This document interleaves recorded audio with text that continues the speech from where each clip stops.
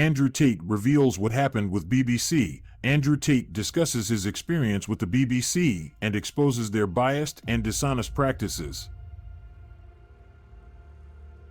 He starts by mentioning Elon Musk's interview with the BBC, where Musk criticizes the network for omitting parts of his interview that were later shared on Twitter. Tate then highlights the biased questions he faced in his own interview, where he was immediately asked about serious allegations of rape. He points out that the BBC selectively edited the interview and shares his disappointment in their lack of impartiality. Tate also discusses the controversy surrounding Philip Schofield, a former TV presenter who was accused of grooming children. He reveals that Schofield's brother, Timothy, is currently in jail for being a convicted pedophile. Tate criticizes the BBC for sympathizing with Schofield and not holding him accountable for his actions. Furthermore, Tate exposes the BBC's deceptive tactics during his interview. He states that the network initially approached him, begging for an interview while he was in jail. They claimed they wanted to present his side of the story and address inconsistencies in the Romanian justice system. However, during the interview, the BBC attacked him instead of asking the promised questions. Tate emphasizes that he can outwit and expose the BBC's dishonesty, but questions why he should even entertain them anymore. Tate concludes by highlighting the BBC's detachment from reality and their disregard for truthful reporting. He asserts that the network engages in fake news and manipulative editing to serve their biased agenda. Tate reveals that he recorded the interview without the BBC's knowledge and later released the full unedited video to expose their dishonesty. Andrew Tate now identifies as a woman. Andrew Tate discusses various topics related to gender identity and the manipulation of information by those in power.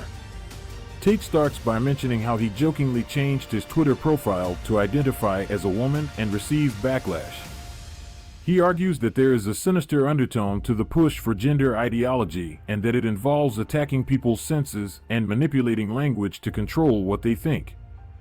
Tate then shifts the conversation to the COVID-19 pandemic, expressing skepticism about its severity and suggesting that the media has misled people. He asserts that questioning what one sees with their own eyes and accepting the narrative pushed by the media is the final stage of a slave mind. He believes that these tactics are not about caring for mental health or promoting gender ideology, but rather a deliberate assault on people's senses and a way to control their thoughts. The discussion continues with Tate highlighting the long-term and generational nature of the agenda being pushed by those in power. He explains that attacks on traditional values and beliefs have been happening since the 70s and 80s, and progress has been slow but steady. Tate acknowledges that there are pockets of resistance and people fighting back, but he cautions that the people making decisions are often insulated from the consequences of their actions and have the resources to continue pushing their agenda. Tate suggests that telling the truth and relying on religious beliefs can be effective ways to combat these manipulations, but he warns that the fight is never-ending. He mentions the implementation of ESG scores and predicts that things will only get worse over time. Tate concludes by expressing doubts about the impact of protests or boycotts on those in positions of power, stating that once they reach a certain level of power, money becomes irrelevant, and they are solely focused on gaining and maintaining control. In summary, Andrew Tate's video transcript covers his views on gender identity, the manipulation of information by the media, the long-term nature of the agenda being pushed by those in power, and the challenges faced in combating these manipulations. In the video Why Andrew Tate Went from Atheist to Christian to Muslim, Andrew Tate discusses his evolution of faith and why he now identifies as a Muslim. He starts by mentioning his background in business and how he was advised not to talk about politics, religion, or sex. However, he observes that these topics are being openly discussed in today's society, particularly by the LGBTQ+ community. He mentions a pastor in Australia who stood up against COVID-19 guidelines, attributing his actions to his fear of God. Tate then reflects on his own journey of faith, starting as an atheist and gradually exploring Christianity.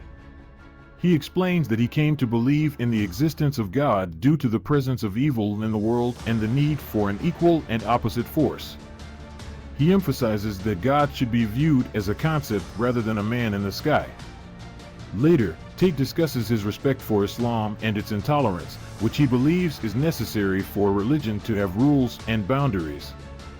He argues that Islam is the most successful religion in opposing evil and preserving morality within its adherents. He also criticizes Christians who claim to be tolerant of everything, as he believes this undermines the purpose and effectiveness of a religion. He explains that his alignment with Islam stems from his personal values of earning respect and upholding strong boundaries. Tate acknowledges that Islam has faced significant vilification, particularly in the last 20 years due to extremism and terrorism. While he condemns any form of violence, he questions why some individuals deliberately insult the Prophet Muhammad or engage in malicious acts against Christianity. He also raises concerns about the contradiction between America being labeled a Christian country while allowing the mockery of religious figures. In conclusion, Andrew Tate shares his journey from atheism to Christianity to Islam, highlighting his belief in the existence of God and his alignment with Islam's principles of boundaries and opposition to evil. Andrew Tate talks about his experiences in jail and the bond he shares with his brother, Tristan. He acknowledges that while there were both good and bad days in jail, some of the best moments were spent with his brother in the same cell, laughing and having fun. He expresses his belief that striving for an exceptional life means embracing all experiences, both positive and negative. Andrew also praises his brother for being a supportive and loyal companion throughout their time in jail. He mentions that Tristan never complained about being in jail because of Andrew and even refused to leave without him when there was a chance for his release. Andrew emphasizes that jail confirmed what he already knew about the world and helped him understand who truly supports him. He also discusses the self-interest of people around him, noting that some individuals complained about the problems his incarceration caused them instead of showing concern for his well-being. Andrew concludes by praising Tristan's ability to remain calm and unaffected in difficult situations, highlighting their complementary roles within their brotherhood. Andrew Tate discusses the importance of making a positive impact and how to achieve it. He believes that influence is a significant factor in creating real change in the world. Tate argues that battles and debates are not just about physical power, but also about influencing people's thinking, language, and mindset. He suggests that anyone can have influence at a grassroots level by being a good person, treating others well, and being honest and hardworking. He believes that being genuinely good will result in positive outcomes as the universe rewards such behavior. Tate also shares his self-critical nature and how it has contributed to his growth as a communicator. He emphasizes the importance of continuous improvement, learning from others, and being a multifaceted communicator. Tate values the power of language and emphasizes the need to have a wide vocabulary and excellent communication skills. He advises the younger generation to focus on acquiring wealth, maintaining physical fitness, and becoming persuasive communicators in order to make a meaningful impact on society.